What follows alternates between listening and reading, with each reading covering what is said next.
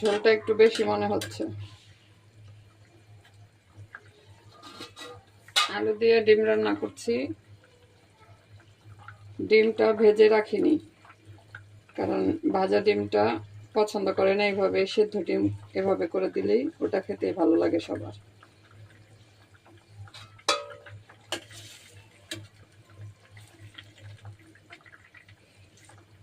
ভাজলে একটু উপরটা শক্ত হয়ে যায়, ওটা খেতে বাচ্চারা পছন্দ করে না। ছোট ছোট বাচ্চা তো, ছোট বাচ্চাদের মুখে ভালো লাগে না।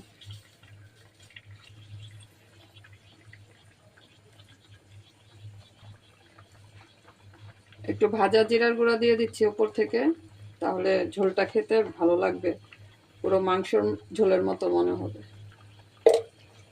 আপনারাও ডিমের তরকারির মধ্যে এই ভাজা জিরার গুঁড়াটা দেন নাকি কমেন্টে কিন্তু জানাবেন।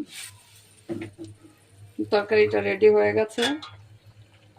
ডিম আলুর মানে তরকারির রেসিপি আর কি দিব, এই জন্য ছোট্ট করে একটা ভিডিও আর কি বানালাম।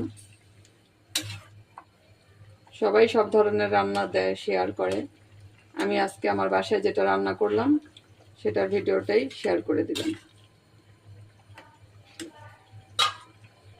আপনাদের কাছে কেমন লেগেছে কমেন্টে জানাবেন।